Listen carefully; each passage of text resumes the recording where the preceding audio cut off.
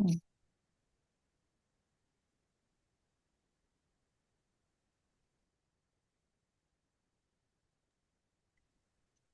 dokie. So we are live on YouTube. We've got few more minutes before class. So,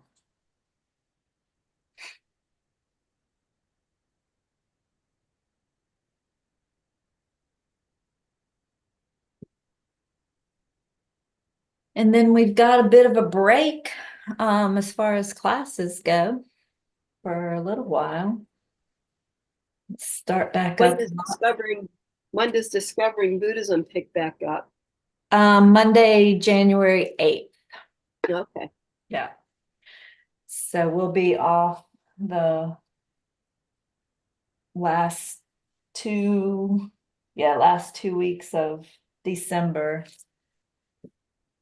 And then the first Monday of January is the 1st of January, so we're not going to do that one. We'll start on the 8th. And I didn't get a driver for Geshe-la on the 3rd. I figured that would be maybe too soon. I thought maybe he was starting the next week, but I can add the 3rd if you want me to. Oh yeah, Donna and I haven't talked about that. I kind of figured he would be coming back on that Sunday, the 7th. Me too. But that was an assumption, so I better check with Donna. And then he's not coming the 31st, right? No. I figured he wouldn't. I'm going to be out of town, so I wanted to make sure I got a driver if he was. Yeah. You mean to Dorji Cadro? Mm-hmm. Yeah, because we won't have Sunday Dharma that morning. I hate to miss that. Yeah. Oh, he's such a nice way to start the new year. Right. Yeah. Yeah, if you want to announce that tonight as we start. Yeah. Unfortunately, Scott, it's only in person because we do fires outside and everything. This sounds like fun. Yeah, it is a really kind of a fun event. Yeah. Have fires and throw in black sesame seeds and say some karma purifying prayers as we do so, and think about, all the negative things that come to mind that we've done and don't want to do anymore. So it's a pretty neat evening. You said I'm sorry, I'm going to miss that. That sounds fun. Yeah. What, Henry, did you say something? Was that January 8th? No, that's December 31st. Oh, okay. Yeah. January 8th is when Discovering Buddhism starts back up. Yeah. It's all on the calendar. If you don't remember it, just go to the calendar. Yeah, it is a neat event or practice. So, oh, and are you going to be around on the 31st, Henry? Yeah. Do you want to come and help do the fires? Absolutely. Yep. Okay. Is it the same person who does the fires? Is he going to come and do it again? Can't think of who it is. It's the only thing he does. I don't know. Who is it? Oh, can't think of his name. I can see him. Ask Donna. It's the only time he comes. Every year he comes and he does the fires, but he always needs help. That he kind of is in charge of the whole thing. His name just left me. Is it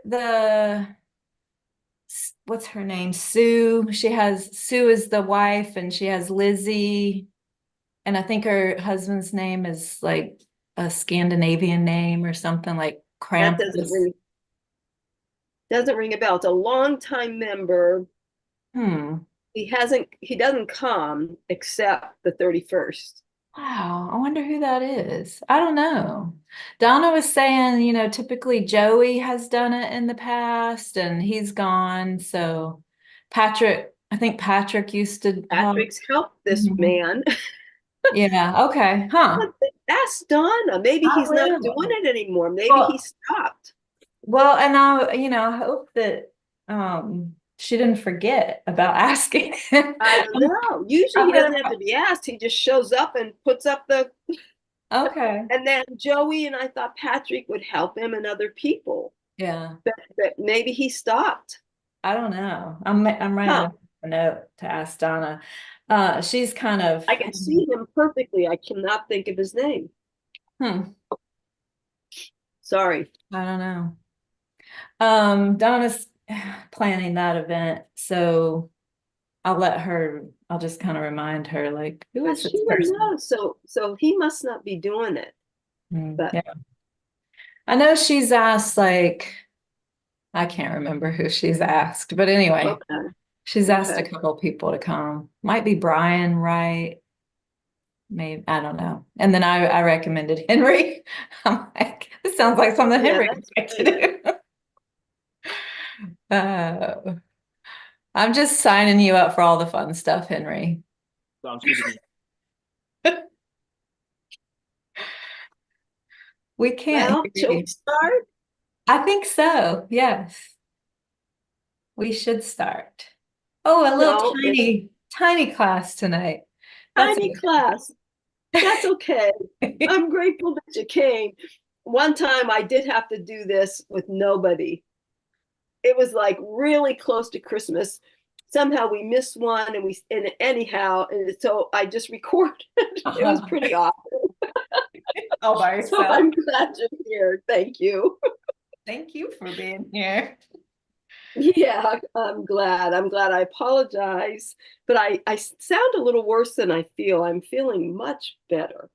Um, That's if good. I get a coughing jag, I'll mute. Okay. And I'm gonna go ahead and mute the rest. You're gonna do what, Linda? I can't hear you. I'm gonna go ahead and mute the rest of us. Oh. Okay. Anybody, you guys have any burning questions? Lee, you included, even though we can't see you.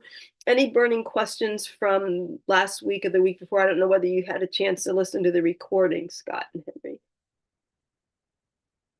If you didn't, you might not have any questions, but we'll do a little review from last week, but pretty much we'll pick up on the topics for this week. And there was a few things that I wanted to emphasize from last week. So before we even delve into that, it's such a stressful time of year. Oh, good, Stephanie made it. But let's go ahead and let's just do a quick meditation just to settle our minds. I'll do a brief mind like the sky. And if you took David's meditation class, I never asked him if he did this one or not, but it's one of my favorites. And you can literally do it for a couple of minutes, or you can extend it for hours if you had that kind of time. It's a wonderful way just to settle your not mind and your thoughts, just to get rid of all thinking. So go ahead and sit in a 7-point posture if you want, or just sit in a comfortable position. Gently close your eyes, leaving them a little bit open to let some light in. Just take a couple of nice deep breaths. Since I can't breathe through my nose, I'm going to pass, but the best thing to do is to breathe through your nose, hold it for a few seconds, let it out through your mouth, but really breathe in deep.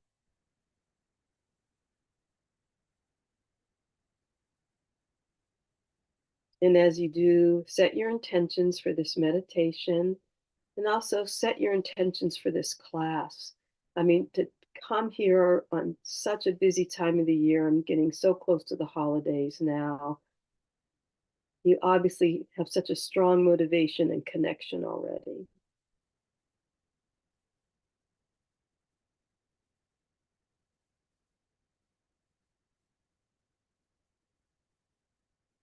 And then return to just a normal, relaxed rhythm. You can keep setting your intentions as you do that.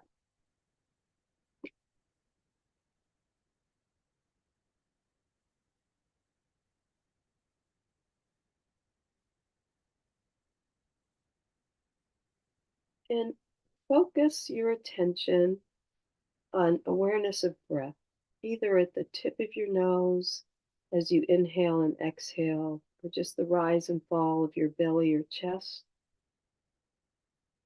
or do the 9-round breathing meditation. Anything, just to clear out your thoughts, clear out any obstructions.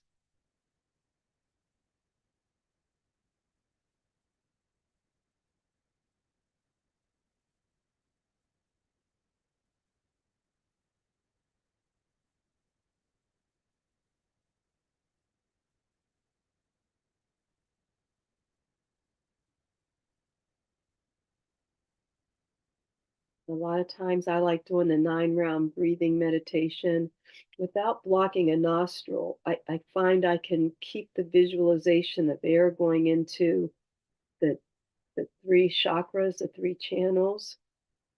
So you could try that too if you wanted. I'm not a very good visualizer, and that helps me.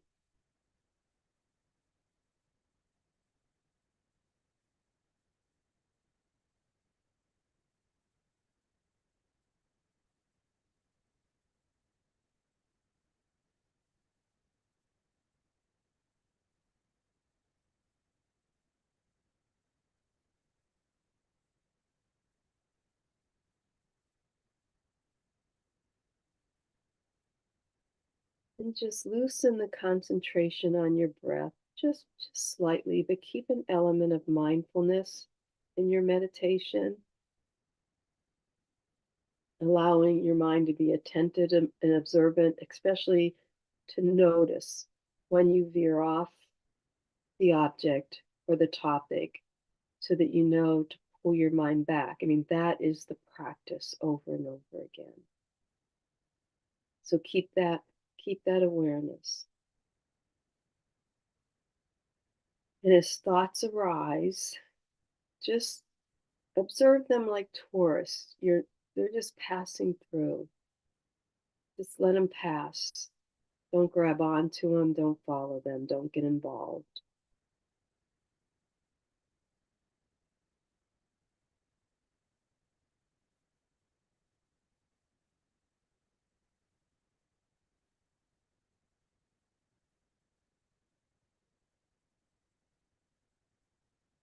And just allow your mindful attention to expand, to encompass an entire sphere, an entire experience of consciousness.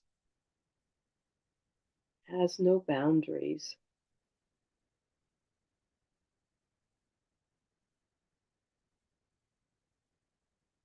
And imagine that sphere of consciousness like the sky, complete, clear, vast, spacious, without end, as far as you can see, up, down, left, right.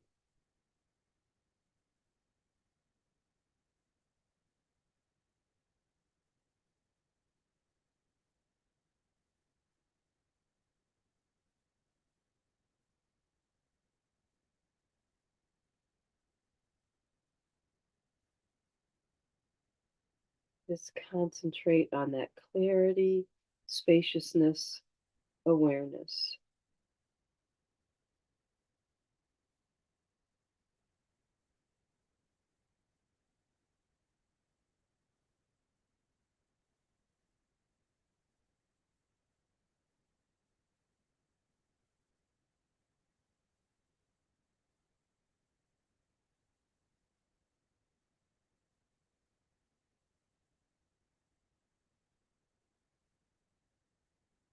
A thought will arise. That's what our mind does. Just let it arise and pass. Just visualize those thoughts as white, fluffy clouds just passing through the sky. But that clear, spacious, luminous sky, that luminous consciousness is always there.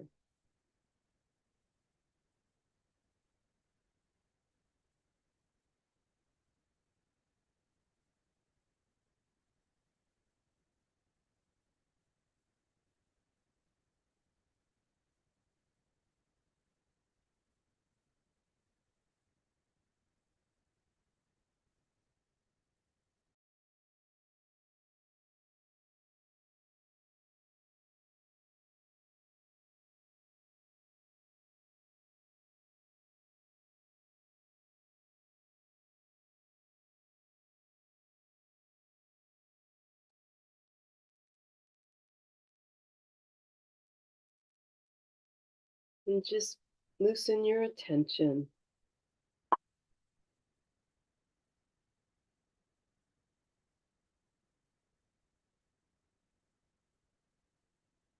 just realize you can, even for a few seconds, just drop into that clear, luminous, spacious sky, especially when you feel agitated, annoyed, a lot of stress.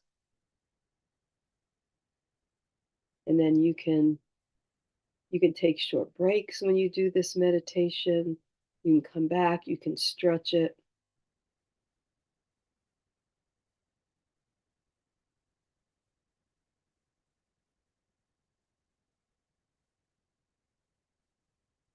And then just think about any progress you've made on this meditation, on your studies.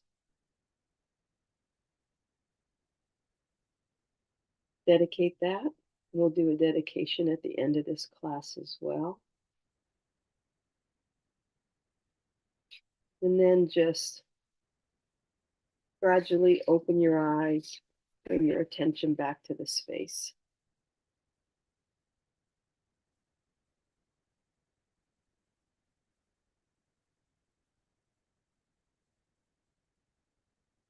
Just a little teaser. So last week we covered a lot. We talked about precious human rebirth, which I just had a couple things I was going to mention tonight. We talked about death and dying. Anybody try the death meditation? Anybody brave enough? Nobody took Venerable Amy's advice, huh?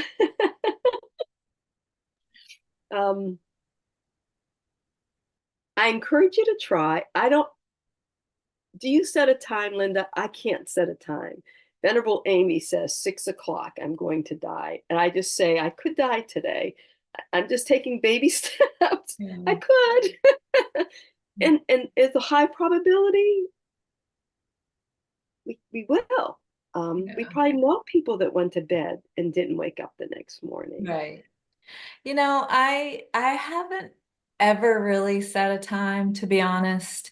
And Me neither.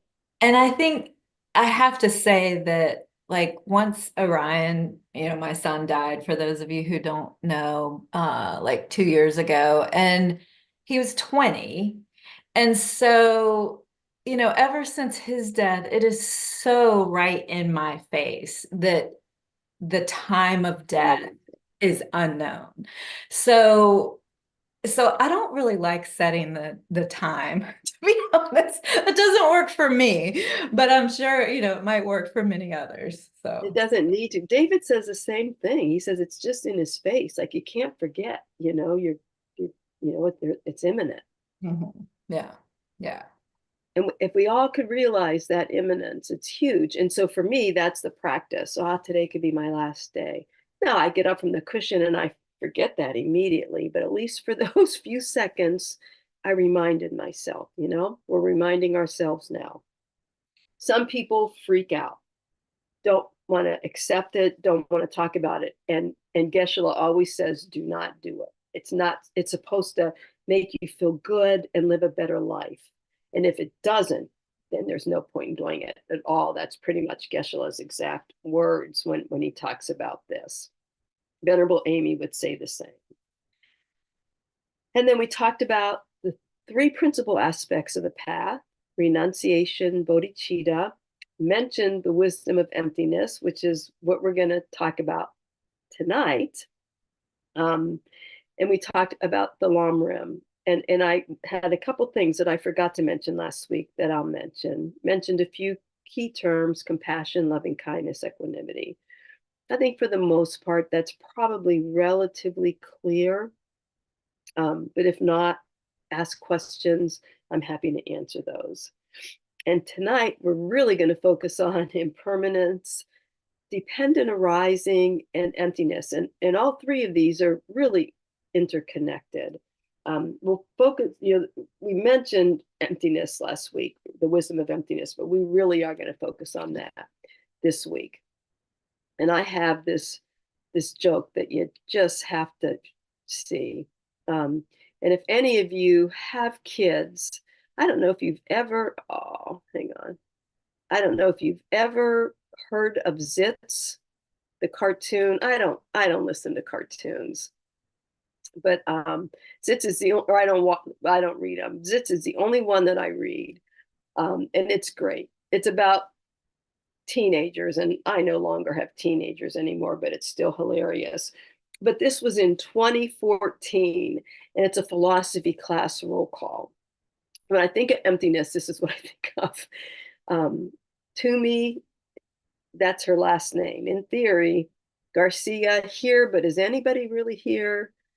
Duncan, that's Zitz, present, but unless existence is just an illusion. And this is a philosophy class, but Buddhism would say, yeah, this is kind of reality. And this is what it is. And actually, Scott, the authors of this are from Cincinnati. Real life kids, it's based on their real life experience, or from Ohio. Maybe it's not Cincinnati, but I think they're from Cincinnati. So it's pretty good. So we also spent a lot of time last week talking about non-virtuous actions. And I'm not going to say a lot about it, but what I want to remind everybody, and I don't know if I emphasized this, maybe I did, is that it's a result of our karma and our delusions, especially anger, attachment, and ignorance. And those delusions usually lead us to a non-virtuous actions. It's usually why we act in anger, or we yell, or we lie, or we say different things. And they say one moment of anger can destroy all our virtuous actions, which I did mention last week. And Ozzel, who I may have mentioned his name before. Oh, hang on. I want to share my screen again. He's Lama Yeshe's identified reincarnate. And hang on one second. Let me just share my screen.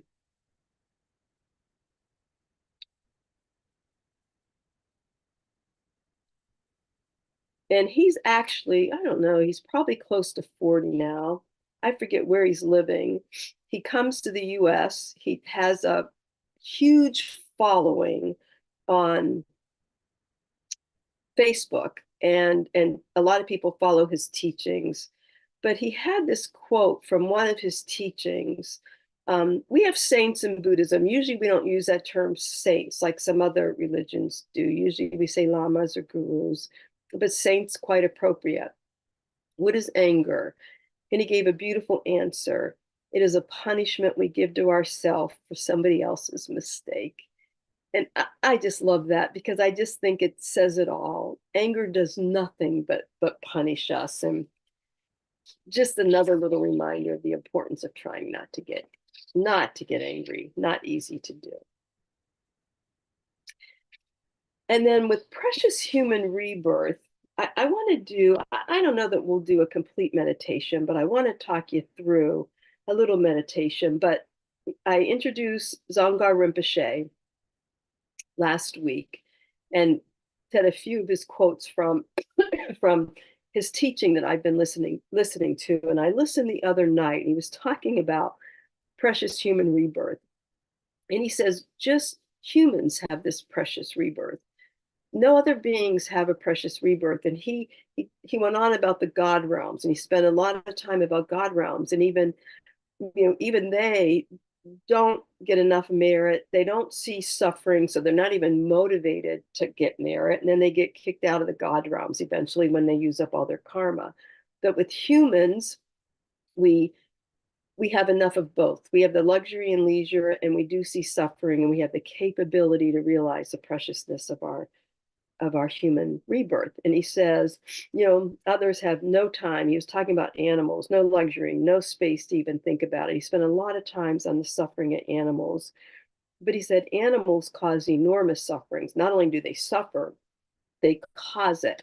And they cause a lot of immorality. He goes on about how, a mother cat will have sex with her babies, and brothers and sister kitties will, and just all the things that animals do, and they kill to eat. A mother will kill her young, to eat. They don't have any wisdom to reflect. They can't even consider the harm they've done. the chances of them finding the Dharma will be eons. We were all animals at one time and we found this, and we definitely don't want to lose it and have to start all over again. And he said, even pets, people say, oh, yeah, but my pets, my pets are around my altar. I used to bring my cat up here, our dogs, and, we circumambulate them. But they live in constant fear, the fear of not being fed. Even our pets that are pampered, like more than human children are, um, they still have that worry all the time. And many humans live in that same plane. They're so worried about finding food. We talked about that last week, and, bombs and trying to find shelter, and that their existence is almost like an animal where they can't really think about Dharma or find the Dharma or anything else. And I mentioned Kathleen McDonald's book last week. The cover changes. This is the original, and so it's quite old, and actually it's falling apart, which David accuses me of. Maybe because I do use it a lot. I do like her meditations, but this one is a practice on how to develop a better perspective of your life and what it could be if we weren't born human or here in the United States. So just close your eyes for a minute as I just talked a little bit about this. It won't be a full meditation, but you'll get the idea. So first, to get a better perspective on your own life, you can compare it with the lives of others, maybe others worse off than you.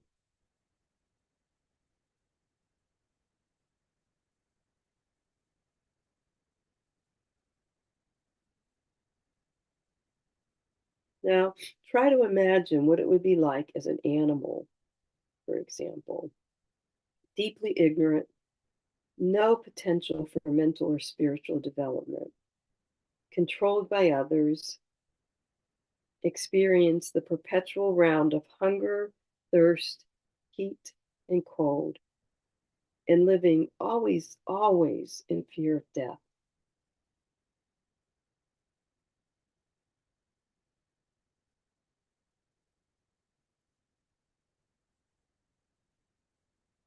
And imagine being a beggar on the streets of Calcutta or living in the deserts of Africa, constantly in need of food and water, no time to think of anything else. Human, but with little more opportunity for development than an animal.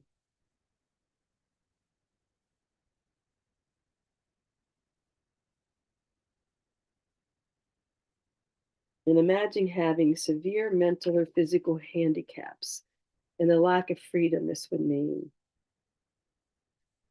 Or living in a country where there's political and social oppression, allowing you little freedom to pursue your interests. We see that happening all the time.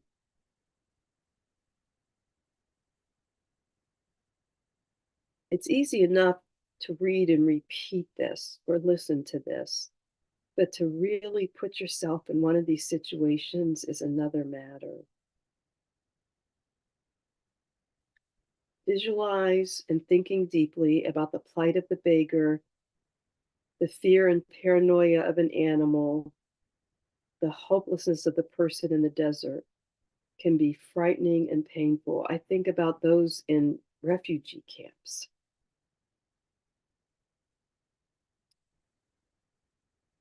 But by understanding the agony of these situations, we learn to appreciate how minuscule our present problems are.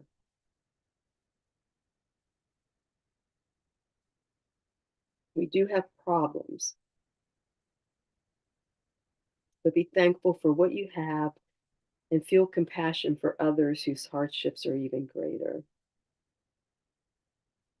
And you can think about the good qualities of your life.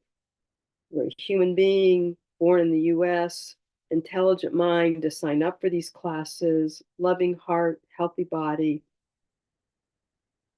You have friends and family that support you, relatively decent fortune. We have a home, food. We enjoy a good basic standard of living. And we have potential to change and make our lives better. And because of all these other benefits, we can, and we can keep investigating how we want to spend our time, what we want to study.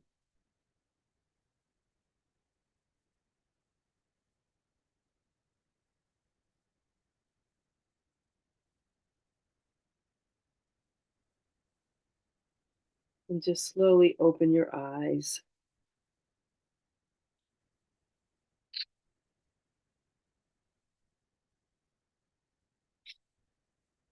You can read the news, you can find pictures. There's lots of ways we can put ourselves in these shoes.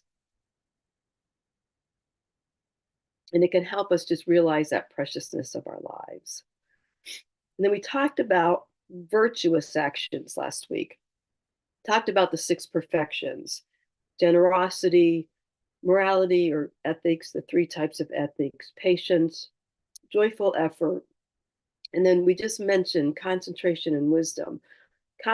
Wisdom is the perfection of these these perfections. And then concentration will help us get to wisdom. It'll help us focus in our meditations. But what concentration does for us right now, lets us know when we're ready to commit a non-virtuous action, or we have an opportunity to do something virtuous, because we forget, right? And if we can feel anger or impatience or frustration bubble up, we can redirect as soon as we feel it. So developing that concentration is important. We talked about we can get merit by saying prayers and whatever faith you want to say them, mantras, Buddhist prayers if you're on this path.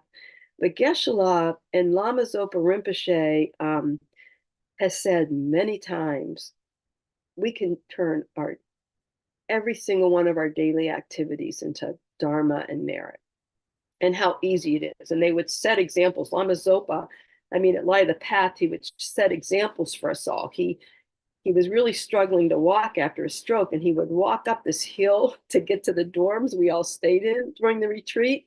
And he would say, we're leading all beings out of the hell realms. We have hell realms in Buddhism, by the way. So not just lower realms like animals, but he would say, we're leading all these beings out of the hell realms. And as he walked up this hill.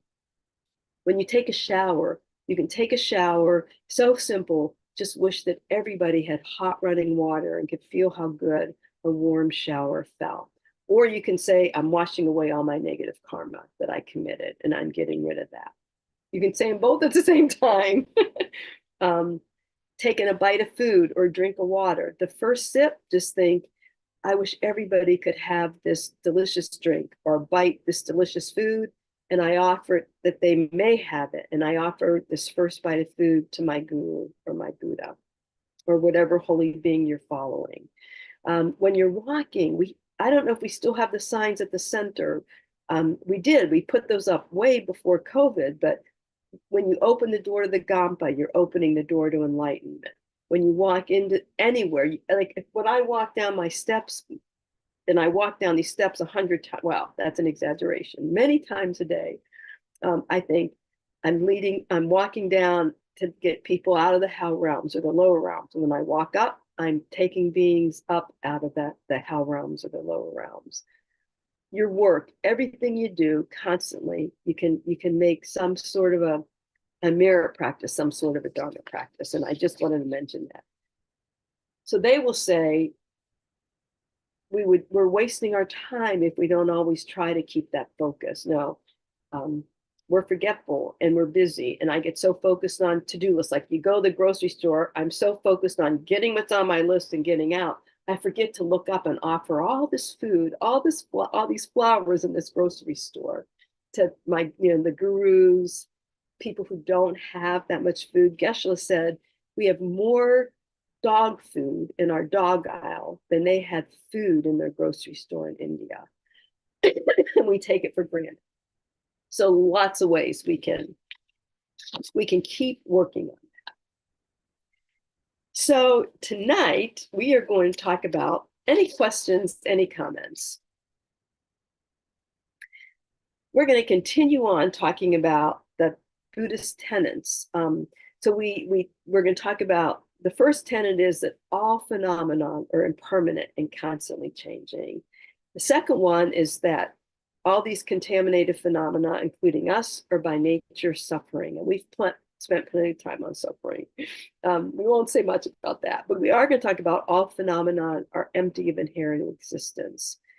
And if we realize impermanence, and I shouldn't say if, when we realize impermanence and when we realize inherent, the wisdom of emptiness, the lack of inherent existence, we will reach nirvana. We will reach that state of bliss, and nirvana's peace is the fourth tenet, or the fourth, the fourth Buddhist tenet.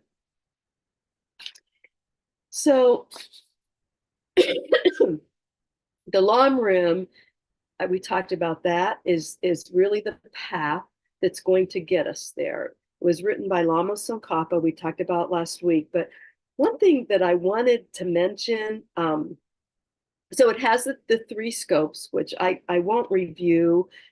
We went into depth about that, the small scope, the middle scope, the great scope, and we need all these scopes. The first ones so that we realize karma and the preciousness of our human rebirth.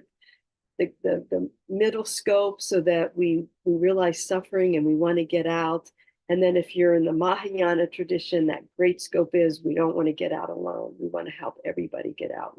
That bodhicitta mind is that great scope. But Khenze Rinpoche,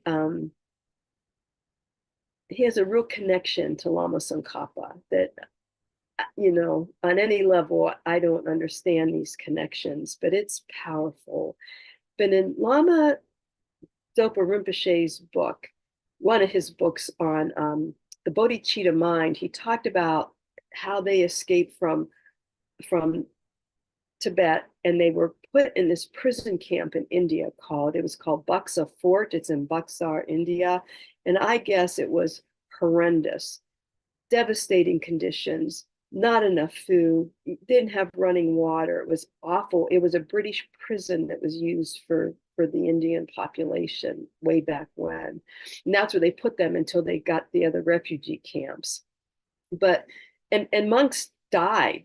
They died from disease there. They even died from food, well, from hunger, one. And then when they did eat, because they hadn't eaten much, they would get diseases and die.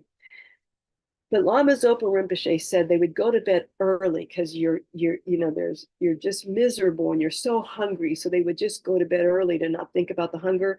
And every night he would hear Khenze Rinpoche sitting outside his room, reciting the Lam Rim by heart. Every night he would sit there and do this, barely slept.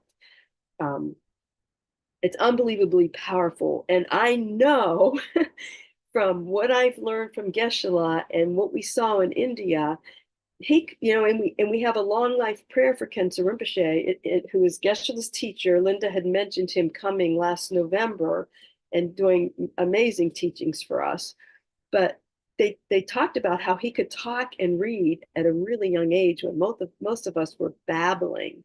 He was literally learning these things and talking. He was reciting these Buddhist texts. And that's how his family first decided to bring him to the monastery. So pretty powerful. We have a real connection to that since we're connected to Geshe-la, and he's Geshe-la's teacher. Okay, that just seemed important enough that we all should know that. And each of the scopes, and Khenze Rinpoche has taught on the foundations of all good quality, which outlines the scopes, and each scope has a different purpose. And it's not linear. You go back and forth on studying it, learning it, and what you need to keep on this path. And in the last scope, and the third aspect of the path is wisdom. Renunciation, bodhicitta were the other two. And I mentioned that it's expressed as two wings of a bird. You need compassion and you need wisdom for the bird to fly. But they're not separate wings. they're intricately connected. And again, on this level of understanding, not meant to be a teaching on it, but just know when you start to realize emptiness, you can't help but have this enormous compassion for all the suffering just because we don't realize emptiness. The rest of us don't, and we're creating suffering because of that. So it's pretty powerful to think of it that way.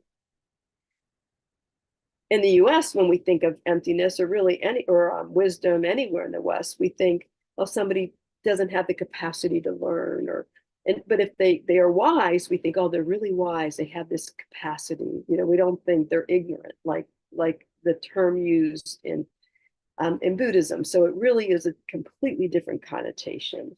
And emptiness for most of us is a really difficult topic to get our arms around. But intellectually, especially as we talk about it tonight, it's not. It's hard to, maybe a little bit more difficult to realize and practice it, but there are things we can do to practice it. Venerable Rubina says, oh, understanding the wisdom of emptiness is much easier than realizing compassion. Like, it's really hard to be compassionate, especially for people that maybe we see harming others or people we don't like. People find it difficult to find that compassionate heart. I shouldn't point, but you can't see her house. My neighbor, catty corner from me, lovely person, but she was talking about one day on her way to work, and there were geese crossing the road. So the cars in front of her stopped to let the geese cross the road. And she said, I was laying on my horn. She said, what right do those geese have? I needed to get to work. That first car should have just ran over them. I almost said her name. I said, Joanne, like, what are you talking about? Like, would you really hit those geese? She said, yes. If I was the first car and they're that stupid to be on the road, they deserve to get hit. She went on and on and on until I finally couldn't listen to her anymore. So compassion doesn't come easily to many people, for any creatures. And in the Buddhism, it means that absence of inherent existence. Even though we don't practice it and we don't see it every day as we talk about it, it becomes pretty apparent. We don't see reality as it is. And in Buddhism, there is no concrete inherent existence, not for any phenomenon that you are looking at, and including ourselves, which is even harder. But they say to start with that emptiness of self, that non-inherent existence of self. When you're learning about emptiness and you're ready to practice it, this isn't teaching emptiness or the emptiness of wisdom at all. It's just to give you an overview of the Buddhist philosophy on this. I'm not qualified. Geshe-la has done teachings on emptiness. Venerable George is one of the experts as well on emptiness. He's got YouTube videos on it. Don Hendricks just taught on the middle way in July. I couldn't be there, but I listened to the tapes. It was outstanding. I've taken a 6-month course on the middle way, and Don Brown in 2 days succinctly summarized that course. It was really very good. So when you want to learn about emptiness, you got experts to learn it from. Go ahead. Don Hendrick, not Don. What did I say? You said Don Hendrick first and then Don Brown. Oh, thank you. Don Hendricks. Okay. Too many Dons. Thanks, because I couldn't clarify that next week. This is our last class together. Anything I do like that, let's fix it tonight. So you go away with the right information. Thank you. Thank you. So this inherent true existence from beginningless time, we projected it on ourselves. Everything we experience, we believe everything exists independently, without any causes or conditions, on its own, solid, real, kind of unchanging. That's the way we look at it. Intellectually, we know this isn't the case. Scientifically, it's been proven that nothing exists solidly, independently on its own and unchanging, but we don't see it or act that way at all. And this ignorance is considered to be the root of our suffering. It's because we think everything is real and true that we get angry, we get upset. I don't know how you do it, but when you're getting angry or upset, if you could just think, oh, this isn't real. This isn't real at all. I, you know, I try. It's very real when it's happening, especially when somebody insults you and that I immediately bubbles up and you think, you know, how dare you? You know, how dare you insult me? Um, and then you realize, oh, there is no I, they just insulted, you know? In theory, it's very powerful, and that's the practice that we want to have.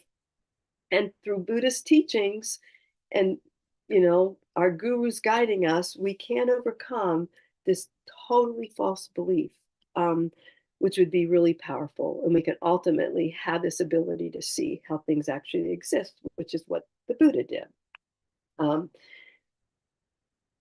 Bottom line is, phenomenon exists very differently than we think it does. And I'll just give you a couple of things to consider on a very mundane level. Like, we act like there's inherent qualities in everything, like even our precious cell phones and our laptops, but we know not inherent, going to break, and there'll be a new, better model coming out. So there's nothing special about this model that we think is so solid and existing. If an object had inherent qualities, it would be unchanging, and everybody who looked at that object would see the same qualities we see, either the same ugliness and evil and anger, which we know is not true, or the same beauty and deliciousness and wonderfulness of that person or thing, which we also know is not true.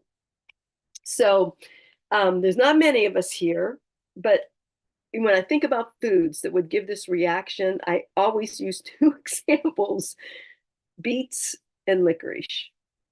How many of you think beets are delicious and eat them regularly? You do. There's something wickedly wrong with you, because anybody with any sense knows they're vile, evil substances. David loves them. I can't be in the house when he cooks them. And when he's eating them, we'll put them in salads, he'll eat them. I have to leave the room. I can't even watch it. And I'll try to make myself eat a bite, and I can't. And he'll say, but they're delicious. But right there, that proves to me there's no deliciousness in that beet, and there's no evil vileness in that beet. Same with licorice. Like, I love black licorice. Anybody like black licorice? Oh, so this is an interesting study. So people who like beets don't like licorice. Oh, I love licorice, but that's really, you know, that's an area of, contention, because many people don't like the taste of licorice. I drink it all the time. I find it soothing. So there's a deliciousness and yuck factor that's us, based on our karma and delusions, and it's not there. Even chocolate. And I have met people who don't like chocolate, which that is an aberration, worse than liking beets. But even if you love chocolate, you can't eat too much of it. That deliciousness doesn't last. You get that yuck factor. We talked about that in that first class. So we know it's not in the substances. Mundane example, but it's a good example to remind yourself, oh yeah, this isn't real. Other people might not like it. Other people might not see the beauty, etc. Now, when you talk about, somebody going to say something? Okay. When you talk about emptiness and reality not existing, things don't exist as they truly exist. And you all probably listened to Don Hendricks or heard these teachings before. It's not nihilism, which is the exact, opposite of thinking things inherently exist. It's thinking things don't exist. There's no point, nothing exists. So it's not nihilism. It's just that any phenomenon, including our thoughts, objects, ourselves, are made up of components. They don't exist on their own independently without a cause and condition. And that's the bottom line of no true inherent existence, emptiness. They're empty of not existing independently, that all phenomenon exists on causes and condition. We're here because of our mother's eggs and sperm, and then all the causes and conditions that kept us healthy to still be here now, which is kind of amazing when you think of even the whole birth process in the United States with one of the lowest, live birth rates. It's pretty unbelievable that we've made it this far. But everything depends on causes and conditions. Everything. Nothing is inherent, and we project all kinds of things on top of that with our minds.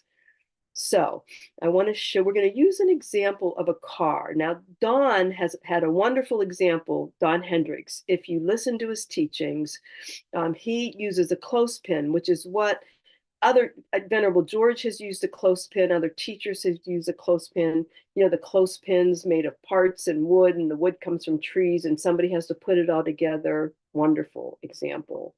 Venerable Amy uses a pen. Where is the penness in a pen? And she does whole teachings taking the pen apart and finding the pen.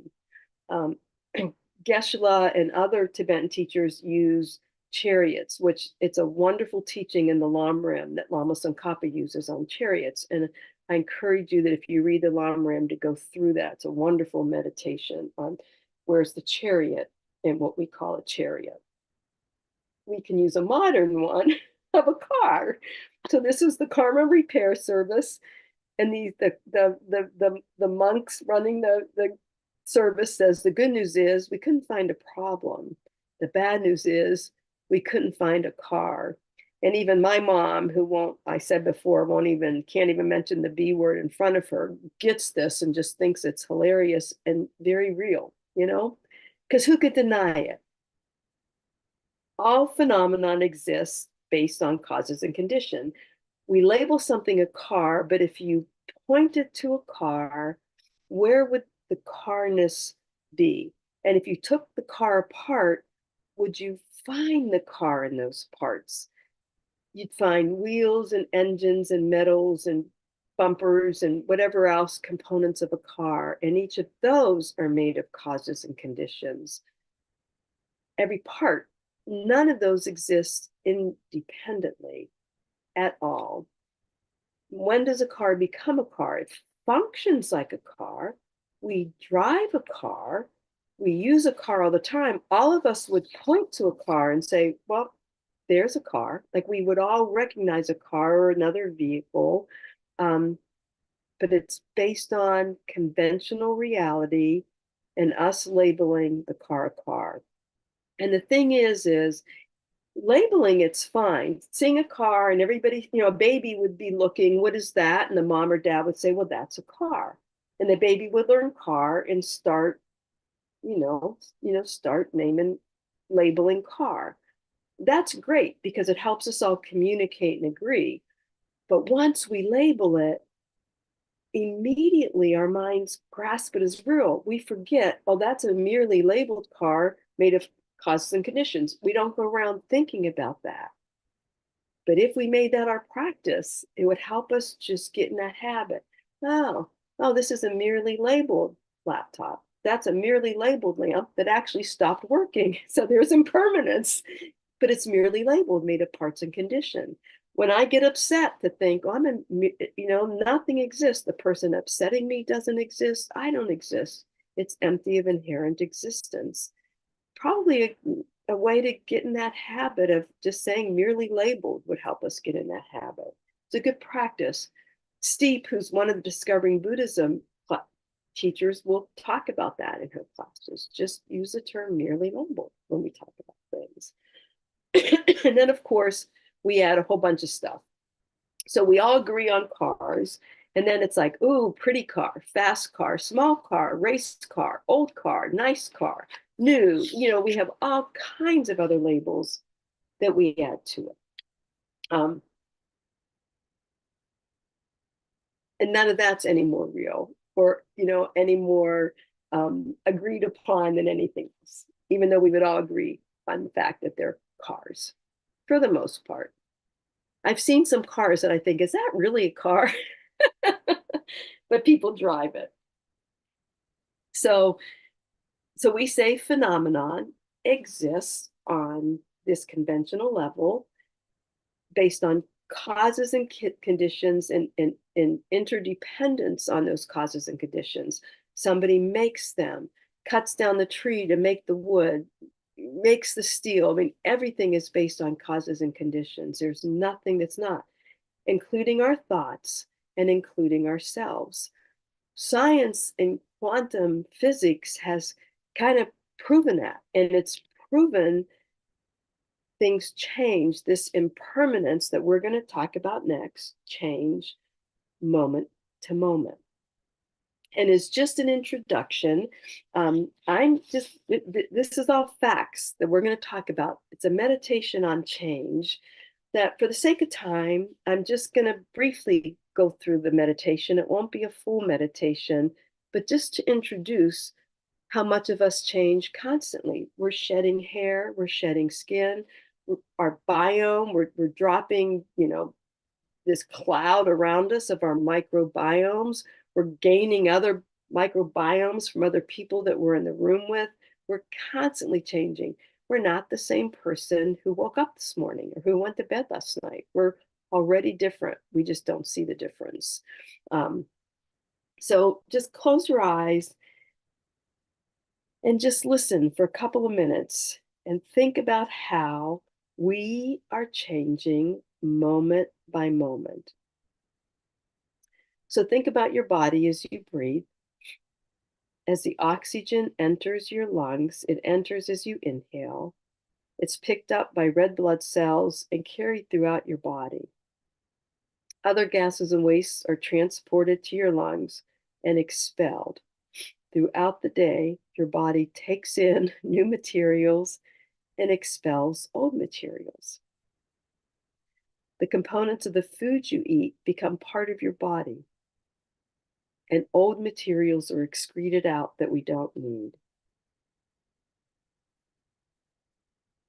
Your blood cells that we depend on for life die every 120 days, every 3 months, and new blood cells are constantly being produced. Every 4 weeks, your skin cells die and fall off as new ones are being created from the products you eat and inhale.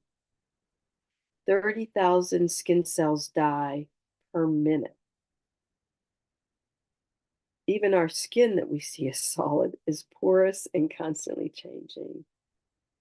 Each cell that quietly dies can be traced through an unbroken chain of cell division backward in time through an almost unimaginable 4 billion years to the emergence of the earliest forms of cellular life on this planet, and it's still part of us. Quite literally, you are not the same physical body you were a year ago, nor are you the same physical body you will be a year from now. And in your mind, if you scan everything in the room around you, think of any object that's in the room. Is that object changing? It could be the clothes you wear, the furniture, the building you're in. It's all changing. Can you remember what they looked like 5 years ago, 20 years ago? What they'll look like in that time period forward? And because everything is changing, anything is possible. We can change. We can be better realizing the changes that are occurring. And just reflect on that for a few seconds.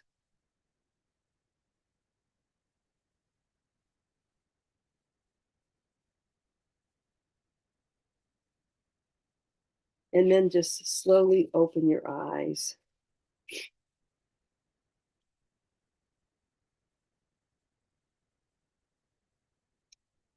And that's what quantum physics taught us. Now, Buddhists taught that 2,500 years ago, but quantum physics has caught up and has proven what Buddhism didn't need to prove.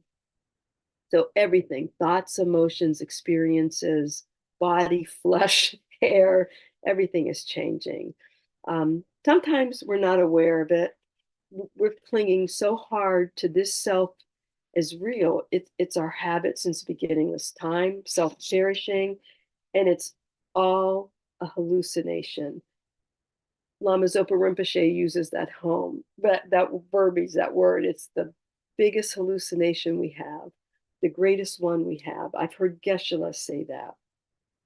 It's actually the granddaddy of all delusions that there are. And we keep up that hallucination through all the labeling we do.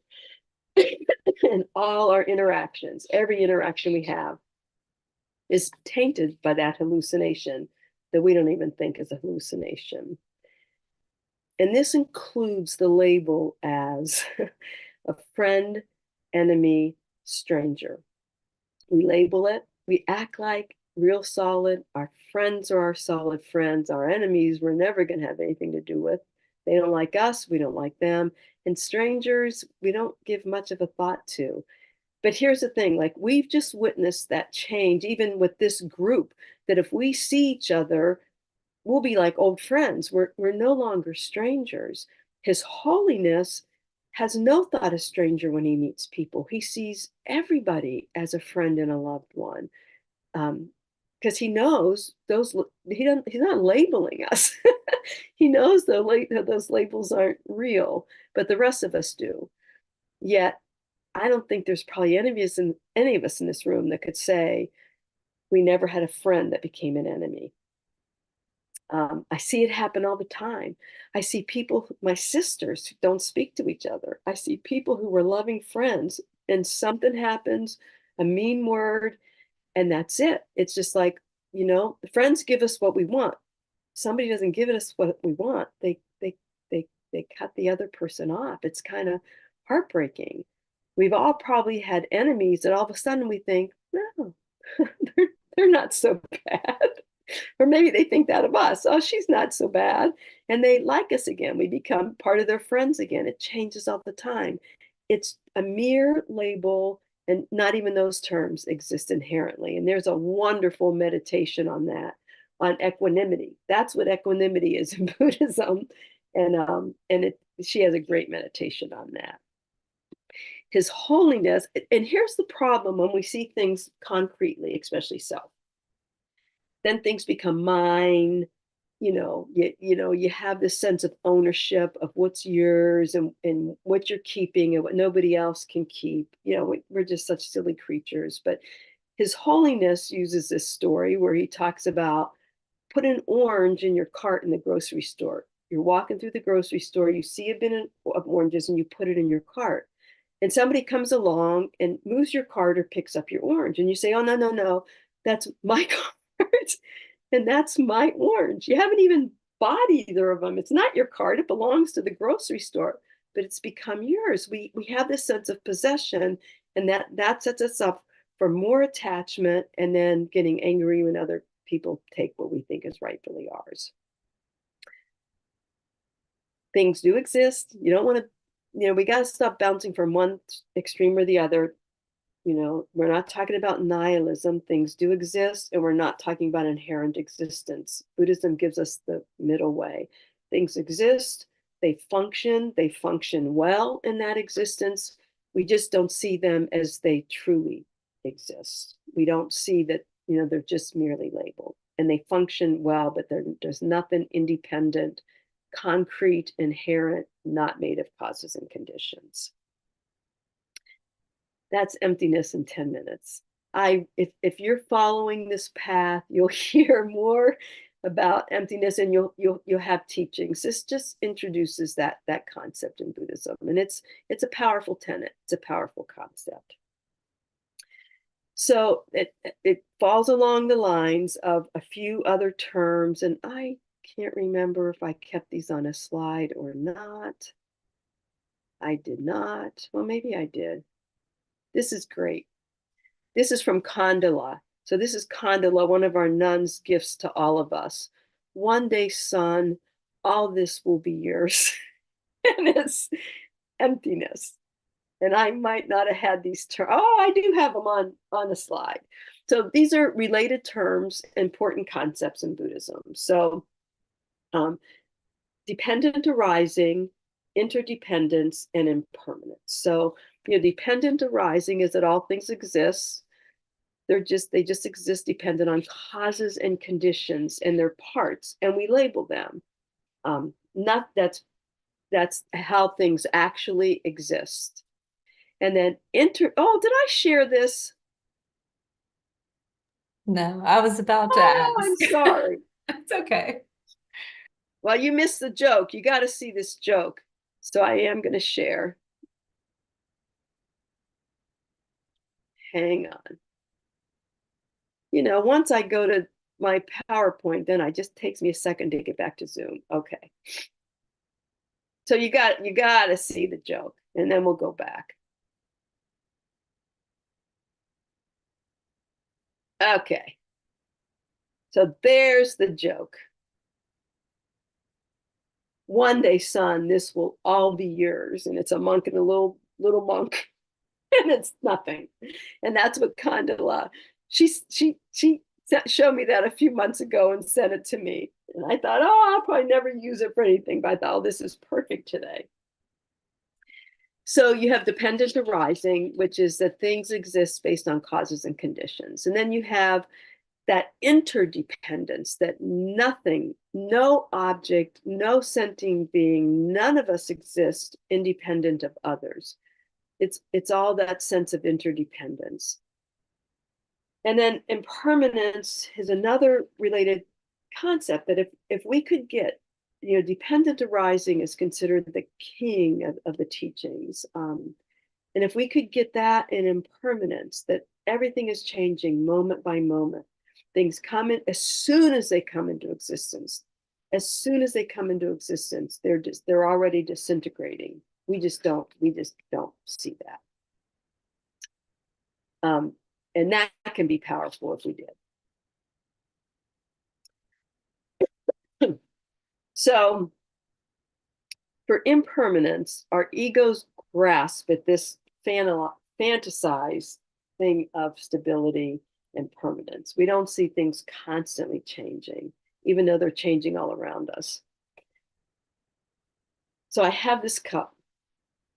It's probably 50 years old. And it had a beautiful, oh my God, I can see part of it. Has this beautiful rainbow, gorgeous on both sides. And I can just see a little faded red and yellow on one.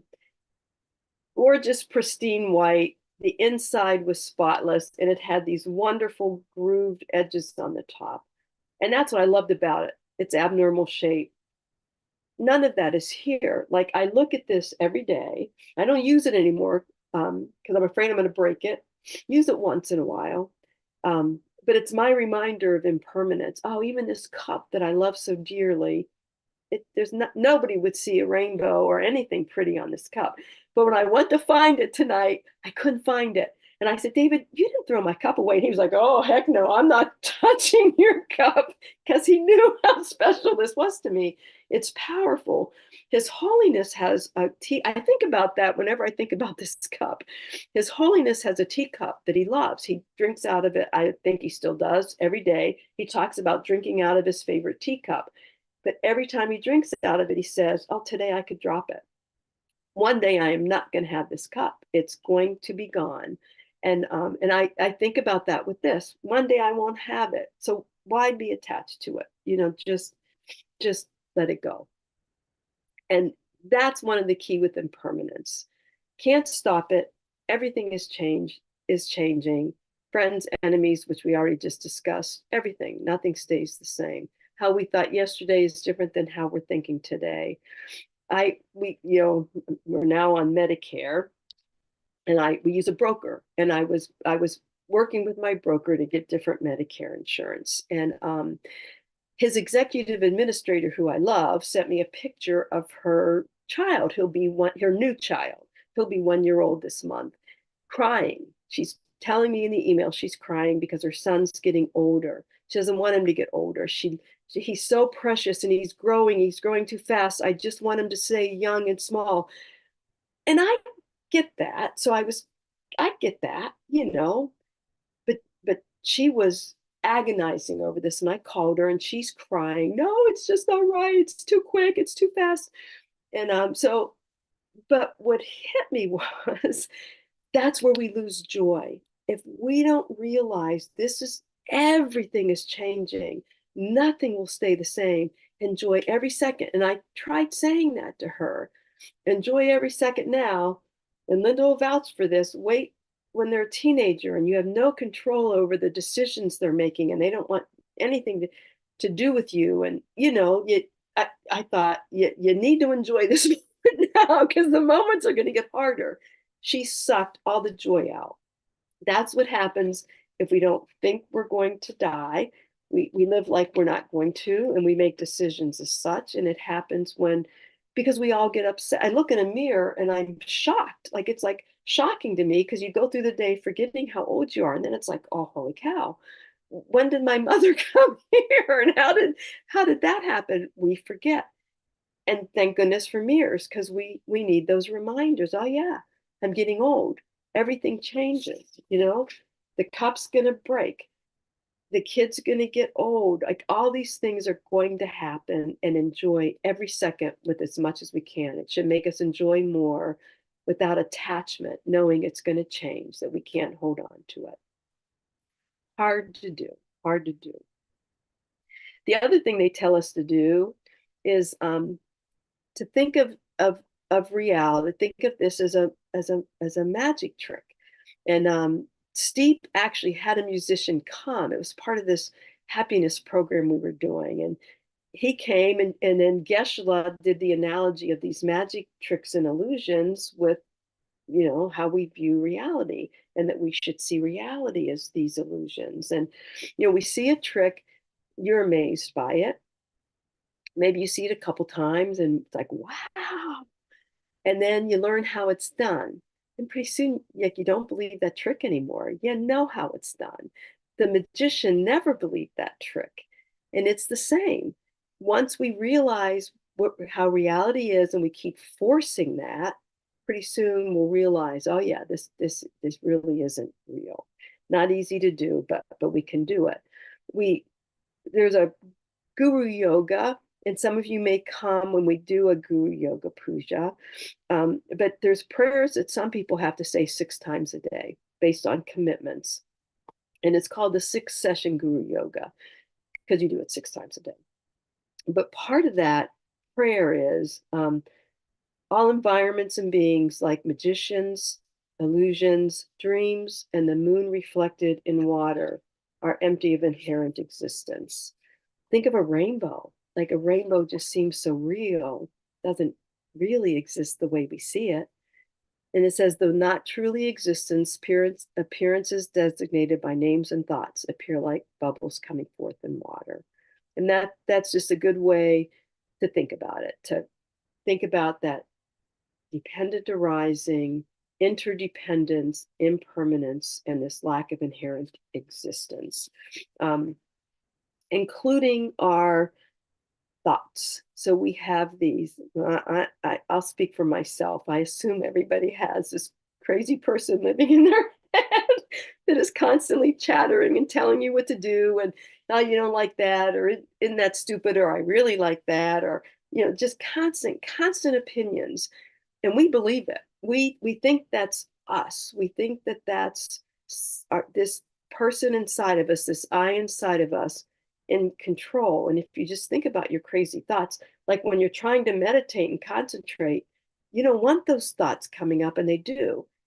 It's not something that there's anything controlling.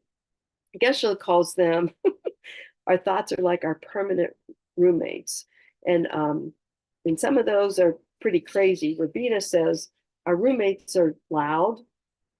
They run the show, like anger. We have some calm, peaceful roommates. They don't last very long, but sometimes they get in and they're there. We should allow more of them, she says. And then she says, try to get more of those. Don't engage the others. These roommates do exist, she says. They're there. These thoughts are there. Can't deny it. These qualities are there, but they're states of mind. There is no landlord. There is no boss. There is no director or orchestrator. We just make that up, that there is no such thing that's there. Tara Brach, she's a different tradition than us, but she's a wonderful Buddhist teacher, and she teaches a lot of meditation. And she says, our thoughts are real. We have those thoughts, those crazy roommates, but they're not true. Don't believe them. Come from compassion. And you can think about that, like if I have some squirrely thought, I think, where'd that come from? You try to let it go, and then you can just think, it's there, but it's not real. Come from compassion for yourself or for the person you're getting upset with or whatever it might be. And I found that Venerable Rabina and Venerable and Geshe-la are saying kind of the same thing. So it can help you, even to just use Tara Brach's little saying. So I want to talk for just a couple of minutes about Buddhist prayers, and we don't have a lot of time. And some of I think that most of you on here are interested or might already consider yourself a Buddhist. Several probably do. Again, not trying to push anything Buddhism on you, but just to talk a little bit about. We talked about what it means to be a Buddhist, that inner being. But there's actually a refuge ceremony. You don't have to go through a ceremony, and there's nothing special about it. You can take refuge. And when you say taking refuge, it's taking refuge to the three jewels, the three triple gems, the Buddha, the Dharma, and the Sangha. And it means that you're making this commitment. And when you do it with Geshe-la, a qualified teacher, they give you a name. It's a little ceremony. You have this bond with them then as one of your teachers. So it's quite special. And you're sealing the deal, man. They say that there's a lot of virtue in just taking refuge when you're ready, because now you've made that commitment. So you're living that life. You say the refuge prayer every day. You know, so it just kind of I don't know, just involves you more in that. And then usually you take vows when you take refuge. And there's 5 vows. And they used to say, like, I've heard Geshe-la say, like somebody said they do organic farming. So they're actually hiring hitmen to kill the other insects. Like, you buy a load of, oh, I shouldn't even laugh. It's not funny. Ladybugs to come in and kill, but you hired somebody to kill the aphids or whatever else you're trying to kill. Or you spray with an organic pesticide and you kill them. And Geshe said, oh, don't take that vow. You'll be breaking it constantly. And I didn't take the vow of not drinking. I would have maybe 1 or 2 glasses of wine a month, but I like wine. So I didn't take that vow. I waited 2 years to not drink to see if I could take that vow. And then I took the vow when I was ready. But I heard Geshe-la last time say, oh, you should take all 5 vows at the same time and wait till you're ready. So depending on when you take refuge and who you take it from, they might have different thoughts. Because everybody wanted to take refuge when Lama Yeshe was alive. That's who everybody wanted to take refuge from, because he was all about drinking and drugs. Just don't get too loaded. Don't drink too much so you're drunk. But he was okay with that. But no, Geshe-la, Geshe Sangpo, Lama Zopa Rinpoche, Kenza Rinpoche, nada. So if you take any refuge from them, it's they'll make it quite clear what you're taking. And then you try to keep those vows the best you can. But here's the thing about taking those vows is what they teach us is even if you take the vow of not killing, even when you're sleeping and you're not even thinking about not killing, and most of us during the day don't think about killing somebody, we don't even think about it, let alone do it. You're gaining virtue because you took that vow. So somehow it heightens that whole level of merit that we're creating. So when you're ready, and if you choose this path, it's a good thing to do. And then we have other prayers that we say. And when you pray, we're not praying to a creator being or a supreme being. We're not praying for somebody, I don't know, it's kind of weird, but you're not like asking God or Jesus to change something for you or to make things right. but you are asking for blessings, and you're sending out that wish that Dharma related, that you want to deepen your practice, that you want to be a better Buddhist, you want to keep your vows, and many of the other things that they're wishing for. So it's kind of a self-help tool. It helps our mind through difficult times. Geshe-la says there's power in prayer, especially if people pray together or say mantras together. And I believe that there is power, and we can make this shift through these wishes that we're sending out in the universe. And I hope that's true. I believe it's true.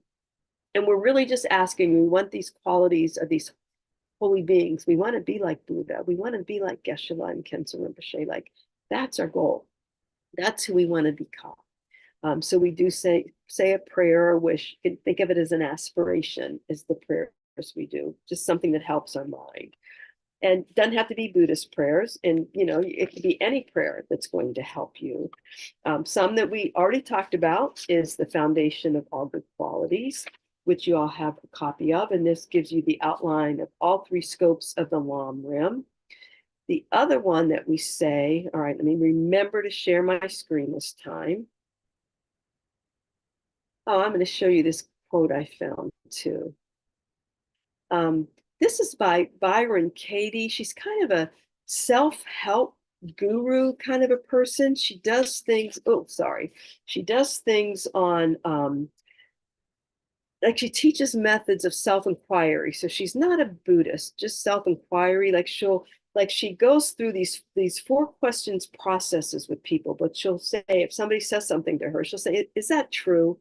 And can you absolutely know it's true? Then the third one is, how do you react when that happens? When you believe that thought, how do you act? And then the 4th question that she asks people is, who would you be without that thought, without believing that thought? And could you turn it around? And in Buddhism, we would say, well, just let it go because it's not real anyhow.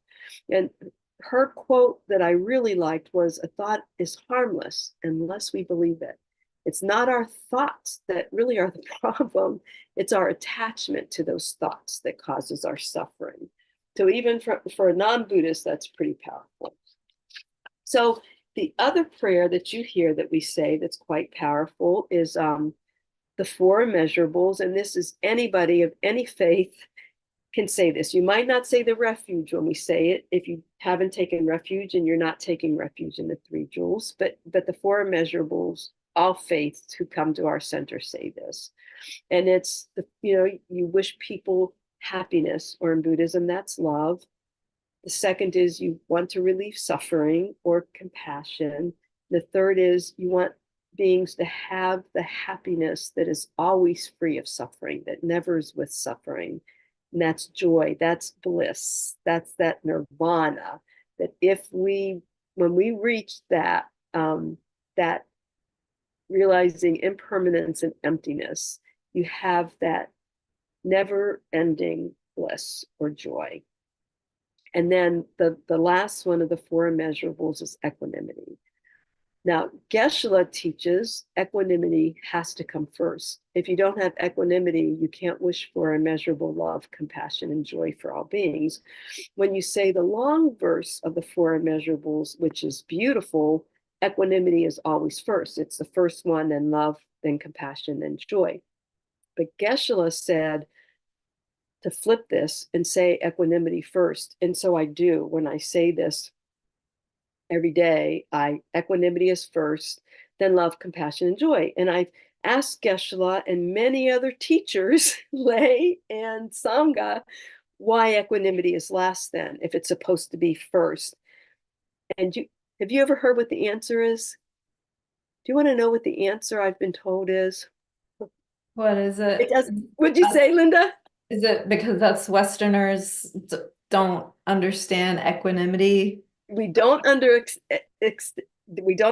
equanimity, but the real reason is it doesn't flow as nice.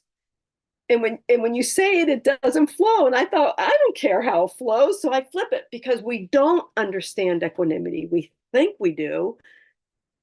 But when you flip it, it helps you try to make yourself get that, so that you can develop bodhicitta, this immeasurable love. And it doesn't flow nice. So we'll probably never say it out loud that way at the center, but when you say it at home, it flows just fine. True story. Okay. So this is a prayer for the preciousness of human life. And think I think that I didn't look. Is this one of the handouts? Can't remember. This is from His Holiness, and I actually have a banner that I've never, I don't have a place to hang yet. I just got it the last trip to India, and but it's this prayer, and he says that he says this every day, and he tells all of us that every day we should wake up and think how fortunate I am to have woken up alive. Most of us shut off the alarm and think, oh gosh, I got to go to work before we think of the preciousness of a human life and think I'm not going to waste it. I'm going to use all my energy to develop myself, to expand my heart to others, to achieve enlightenment for the benefits of all beings. So you're developing that bodhicitta, that infinite compassion, along with the preciousness of human life. And you're going to have kind thoughts towards others every day. You're not going to get angry, think badly about others, and you're going to be a benefit to others. And even if we didn't say that before we get out of bed, if we make this part of our everyday prayers before we go to work or get on with our lives, this is the intention. This is the intention we could set for the day and how we're going to go about our day. So it's just a wonderful prayer. And if you don't have it and anybody wants it, you can probably Google Precious Human Life by His Holiness and get it. But I'm happy to send you these slides too, because it's there. And then the last thing that I'll leave you with before we end is you have this suggested reading list, which is wonderful. And so, you can pick and choose what books you want to read, and then you can choose others as you choose this as your path. One of them that's on there is this How to Practice the Way to a Meaningful Life. And then His Holiness has another one called The Art of Happiness. And I've bought this book for non-Buddhists. We sell it in our store. So whether you're thinking of becoming a Buddhist or not, it's just a wonderful book on the art of happiness. So that's another thought. And my other favorites is Buddhism for Dummies. It's real. It's by Jonathan Landau, who's a wonderful practitioner. He's in California, but he's come to our center and giving teachings, long-time practitioner. And it's good. I'll look up terms. I'll forget meaning of the terms. There's another one called Meditation for Dummies. I forget who wrote that, but it's very good and very helpful. So there's any book by His Holiness. There's so many books out there, and you can look around at our center too, as you're interested in exploring more topics. And then come to the Sunday teachings. Geshe-la is going to start teaching again in January. The Discovering Buddhism class, many of you are already in. Wednesday evenings classes, Geshe-la talks about the Lam Rim, although I don't know what he's going to be talking about next year, but it's always something wonderful. Linda and Donna knock themselves out to give us special teachings and to bring visitor teachers in and let us know when there's something going on. And now with Zoom, there's teachings all over the world that you can tap into and find, including from His Holiness. Linda, do you want to add anything else before we end tonight? Let's see. Yes, I will say a couple of things. First of all, big, huge thanks to you, Karen. This was Thank you for asking me to do it. Thank you. And thank you all for coming on Zoom and on YouTube. And of course, at the end of every session or module, I always have to do the spiel about practicing generosity. So, Kadampa Center runs completely on volunteers and completely on the generosity of our, members and people that come to our teachings and things like that. So, there's any way you want to get involved in the center as a volunteer and help do things, there's always things to be done. And then, of course, financial contributions are always welcome as well. Help us keep our building running and help providing teachings for free of charge, as we always have done and hope to always continue to do. And this enables us to support, our geshes and bring visiting teachers here and so much more. Keep the lights on, basic things like that as well.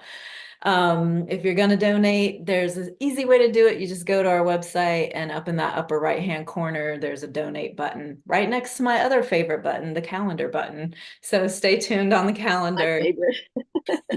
There's lots coming up. Hopefully you can join us for Dorje Cadro if you're here locally. And I'll just say happy holidays to everyone. So we have class, we have Sunday this Sunday, and then we'll be on break with Sundays on December 24th and the 31st.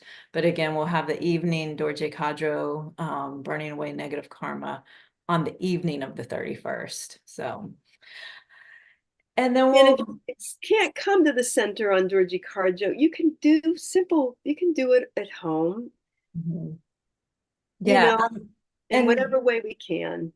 the FPMT, if you go to fpmt.org, that's a wealth of information and resources. So if that's something you want to do at home, you can pull up resources and see how to do it.